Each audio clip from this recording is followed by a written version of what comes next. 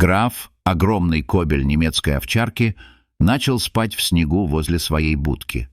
После 3 часов наблюдения его хозяин решил выяснить причину. То, что он обнаружил внутри, было совершенно шокирующим. Андрей был ошеломлен, когда пес зарычал на него. Он вырастил графа с крохотного щенка, и эти двое всегда были лучшими друзьями. Он снова подошел к будке, и пес отреагировал точно так же. Он встал между ним и Конурой, тихо рыча, как бы предупреждая Андрея не подходить ближе. Снег хрустел под ногами мужчины, когда он сделал шаг в сторону. В тот же момент граф перестал рычать. «Что такое, мальчик?» — тихо спросил он. «Что у тебя там?» Граф вилял хвостом и опустил голову. Затем подошел к Андрею, чтобы тот почесал его. Андрей решил, что конфликт окончен, поэтому сделал шаг в сторону и снова направился к будке. Но граф снова встал перед ним и принял угрожающую позу. Андрей понял, что лучше оставить пса, так как то, что было в будке, явно важно для графа. Все началось летом предыдущего года. Андрей, увлекавшийся плотницким делом, построил великолепную конуру для графа. У нее был навес и достаточно много места внутри, чтобы укрыть собаку от снега, который, как ожидал Андрей, начнет идти в начале декабря. Так оно и произошло. В первых числах декабря температура упала, и выпал первый снег. Граф инстинктивно понял, что сооружение, построенное Андреем, предназначалось для него, и в считанные минуты превратил его в свою личную крепость. В тот вечер Андрей заглянул в щелку между шторами в своей спальне и увидел, что граф лежал на крыльце своей будки, положив голову на передние лапы, как будто он был на страже. Уже около часа шел легкий снег, и Андрей решил еще раз проверить собаку. Граф все еще был на крыльце своей конуры. На улице стоял сильный мороз, но он не сдвинулся с места. Это было действительно странно. Следующим утром Андрей снова вышел к будке. Граф вскочил на ноги, когда увидел хозяина, но когда Андрей попытался подойти ко входу в конуру, пес снова встал перед ним точно так же, как и вчера. Затем немецкая овчарка посмотрела на своего хозяина с мольбой, как будто говоря: «Пожалуйста, не пытайся снова». Как только Андрей делал движение в сторону входа в будку, раздавалось тихое рычание. Собака пыталась не допустить Андрея посмотреть внутрь конуры. Мужчина был озадачен.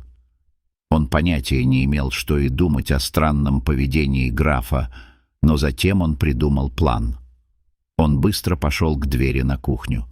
Оказавшись внутри, он взял стейк из холодильника и начал нарезать его на мелкие кусочки. Это было любимое лакомство графа. Собака не сможет устоять перед миской мелко нарезанного стейка, в этом Андрей был уверен. Единственная сложность заключалась в том, чтобы убедить графа прийти на кухню с миской в руке. Андрей вышел на улицу и подошел к будке. Как и раньше, граф подпрыгнул, чтобы поприветствовать его. Андрей сел на корточки и поиграл с собакой.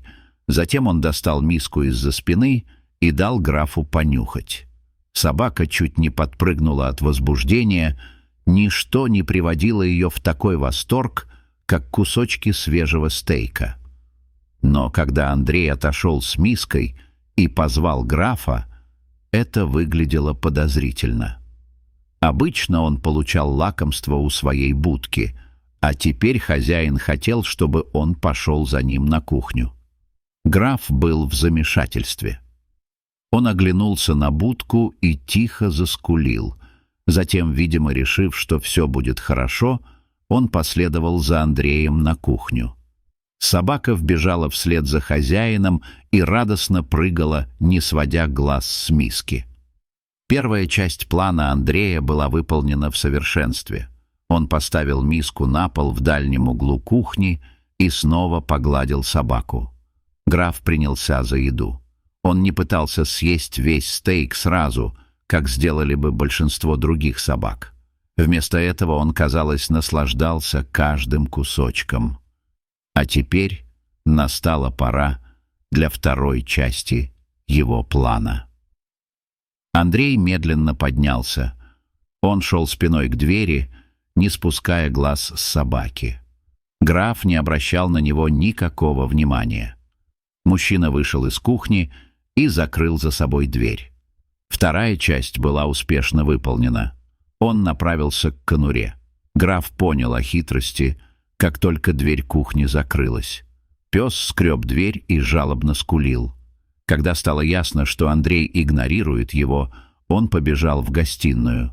Там были большие окна, и граф мог видеть оттуда свою будку. Он увидел, как Андрей идет к ней, и это расстроило его. Еще больше. Он залаял громче и подпрыгнул к окну. Андрей услышал шум внутри дома и обернулся. Там был граф, сердито глядящий на него. Андрею не понравилось, что ему пришлось заманить собаку в дом и запереть ее там.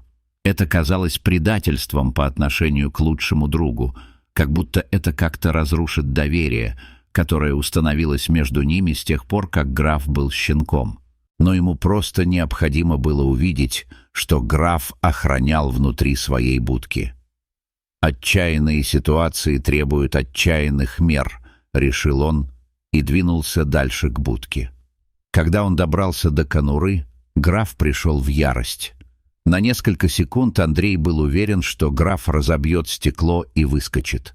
Гнев собаки, казалось, рос по мере приближения Андрея ко входу в будку. Мужчина опустился на колени и заглянул внутрь. Теперь он был совершенно беззащитен, потому что его голова и руки не могли одновременно пролезть через отверстие.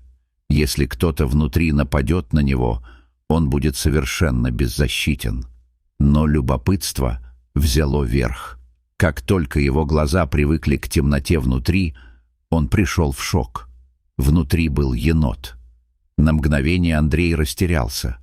В обычной ситуации енот должен был бы просто сбежать, но этот стоял на своем точно так же, как граф. Он что-то защищал. Затем Андрей увидел это. Сначала он заметил только одного детеныша енота, затем увидел остальных. В общем, он насчитал 6 малышей. Андрей сразу понял, что матери-еноту нужно было безопасное место, чтобы родить, когда пошел ранний снег. И, будучи джентльменом, граф пожертвовал своим домом ради нее, а затем стал охранять. Андрей не мог не улыбнуться, поняв, что граф, верный и добрый пес, принес огромную жертву ради матери енота и ее детенышей. Он поделился своим пространством и стал их защитником даже против своего хозяина. По мере того, как дни превращались в недели, Андрей решил создать уютное убежище для семьи енотов неподалеку. Он сделал удобное гнездо и позаботился о том, чтобы у них было безопасное место для проживания.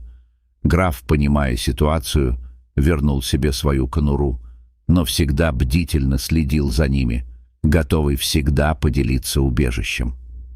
Дорогие зрители, а вы когда-нибудь видели, как животные разных видов заботились друг о друге? Расскажите, пожалуйста, в комментариях. А если вам понравилось это видео, то ставьте лайк и подписывайтесь на наш канал. До свидания.